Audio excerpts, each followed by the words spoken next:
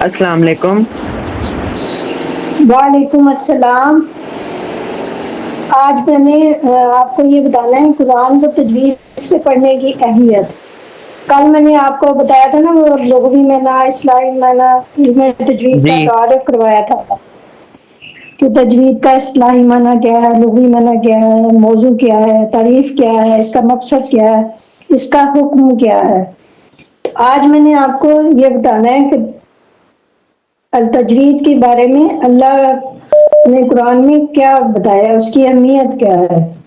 ٹھیک ہے، دعا پڑھ لیتے ہیں۔ ربی زدنی علما، ربی زدنی علما، ربی زدنی علما، ربی اشرح لی صدری ویسر لی امری واحلل عقدۃ من لسانی یفقہوا قولی۔ اللہم فقہنا فی الدین، اللہم فقہنا فی الدین، اللہم فقہنا فی الدین۔ آج ہمارا ٹاپک ہے قرآن کو تجوید سے پڑھنے کی اہمیت، یعنی قرآن میں اس کی اہمیت کیا ہے۔ قرآن میں ہے تجوید کا سیکھنا فرض ہے۔ قرآن میں اس کو صحیح پڑھنے کی بہت تاکید آئی ہے۔ قرآن کی آیت ہے وَرَتَّلْنَاهُ تَرْتِیلًا، یعنی ہم نے قرآن کو بواسطہ جبرائیل علیہ السلام ترتیل و تجوید کے ساتھ نازل فرمایا۔ دوسری جگہ فرمایا اللہ نے وَرَتِّلِ الْقُرْآنَ تَرْتِیلًا، یہ سورہ مزمل کی آیت ہے۔ یعنی قرآن کو خوب اطمینان سے ٹھہر ٹھہر کر پڑھو، ٹھہر ٹھہر کر پڑھو۔ وَرَتِّلِ الْقُرْآنَ یعنی آہستہ آہستہ پڑھ، ترتیلا آہستہ آہستہ پڑھنا، یعنی قرآن کو خوب اطمینان سے ٹھہر ٹھہر کر پڑھو۔ اور نبی کریم صلی اللہ علیہ وسلم کا بھی ارشاد ہے، حدیث ہے یہ، ان اللہ یحب ان یقرأ القرآن کما انزل، کہ بے شک اللہ پسند کرتا ہے کہ قرآن کریم کو اسی طرح پڑھا جائے جیسا کہ اللہ کی طرف سے نازل کیا گیا ہے، یعنی ترتیل کے ساتھ پڑھا جائے۔ تو ایک اور نبی کریم صلی اللہ علیہ وسلم کا ارشاد ہے، حدیث ہے، زینوا القرآن باصواتکم، یعنی قرآن کو اپنی آواز کے ساتھ خوبصورت کر کے پڑھو، خوبصورت آواز کے ساتھ پڑھو۔ قرآن کو زینت دو اپنی آوازوں کے ساتھ۔ ایک اور جگہ بھی ہے حدیث کہ حسنوا القرآن باصواتکم فإن الصوت الحسن یزید القرآن حسنا، یزید القرآن حسنا، کہ قرآن جی کو اچھی آواز سے پڑھو، کیونکہ خوبصورت آواز سے قرآن پڑھنا قرآن کریم کے حسن میں اضافہ ہوتا ہے، حسن میں اضافہ ہوتا ہے۔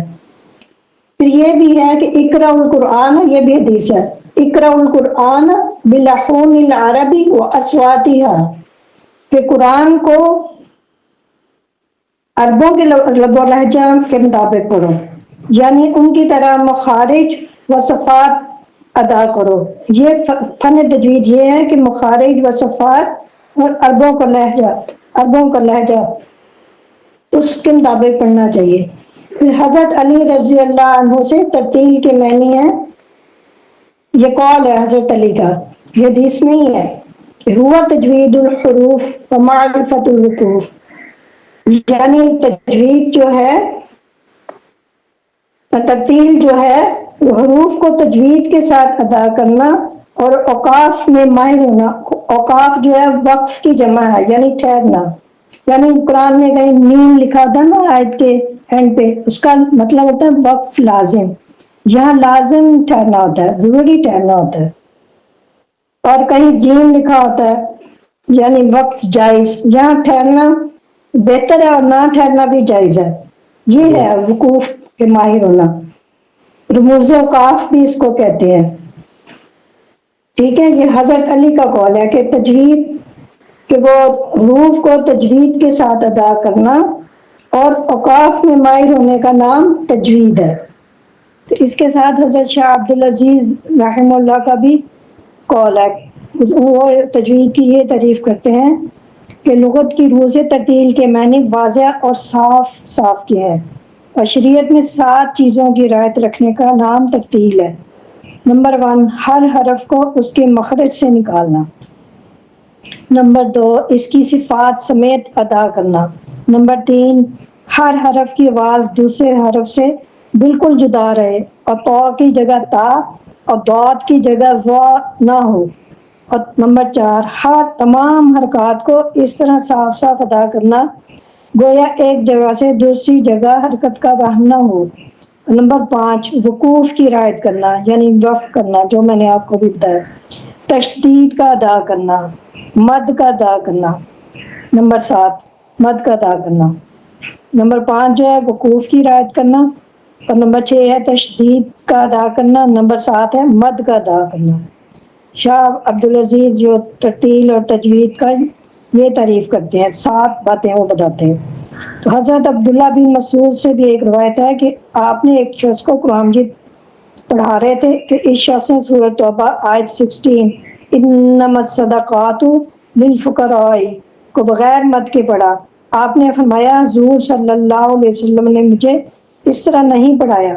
تو پھر عبداللہ بن مسعود نے بھی یہی آیت پڑھی اور للفقراء میں مد کیا۔ اس سے وہ لوگ عبرت پکڑیں جو حروف ہی غائب کر دیتے ہیں، مد کا ذکر ہی کیا، وہ کہتے ہیں یہ تو وقت ضائع کرنا ہے۔ پھر علامہ جزری رحمہ اللہ کا قول ہے کہ والاخذ بالتجوید حتم لازم۔ علامہ جزری اپنی کتاب جزری میں فرماتے ہیں والاخذ بالتجوید حتم لازم، یعنی تجوید کے مطابق قرآن پڑھنا لازم ہے۔ من لم یجود القرآن آثم، آثم میں نے گناہ گار، جو شخص قواعد تجوید سے قرآن نہ پڑھے وہ گناہ گار ہے۔ لِأَنَّهُ بِهِ الْإِلَٰهُ أَنزَلَ، کیونکہ قرآن کو اللہ نے تجوید کے ساتھ نازل فرمایا۔ وَهَكَذَا مِنْهُ إِلَيْنَا وَصَلَ، اور اسی شان سے اللہ تعالیٰ سے ہم تک پہنچا ہے۔ ٹھیک ہے جی تو قاری اظہار احمد ثانی فرماتے ہیں قرآن عربی زبان میں نازل ہوا، اسی لہجہ میں نبی کریم صلی اللہ علیہ وسلم نے پڑھا، چنانچہ تمام متواتر قراتیں تجوید کے ساتھ منتقل ہوئیں۔ خلاصہ یہ کہ قرآن کو اچھی آواز اور مخارج و صفات کے ساتھ پڑھنا چاہیے۔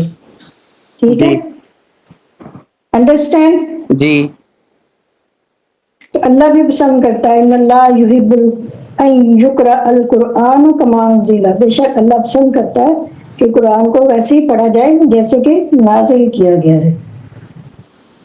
تو میں نے کافی ڈیٹیل سے آپ کو بتا دیا کہ اس کو پڑھنے کی اہمیت کیا ہے، یعنی ایسے ہی تجوید سے ہی اللہ تعالیٰ نے حضرت جبرائیل علیہ السلام کے ذریعے ہم تک نازل کیا، جی اور سب میں تمام جو ہے فقہا وہ اسی متواتر قراتوں سے ہم تک انہوں نے منتقل کیا ہے قرآن کو۔ اس لیے علامہ جزری نے یہ قول لکھا ہے ہوا تجوید والاخذ بالتجوید حتم لازم من لم یجود القرآن آثم لأنه به الإله انزل وهكذا منه إلينا وصل۔ جی بس آج کا اتنا ہی ٹاپک ہے، یہ جی قرآن کو تجوید سے پڑھنے کی اہمیت میں نے آپ کو بتا دی ہے۔ دعا پڑھ لو۔ سبحان ربک سبحان ربک رب العزت رب العزت عما یصفون عما یصفون وسلام علی المرسلین وسلام علی المرسلین والحمد للہ رب العالمین۔ والحمد للہ رب العالمین۔ اللہ حافظ۔ اللہ حافظ۔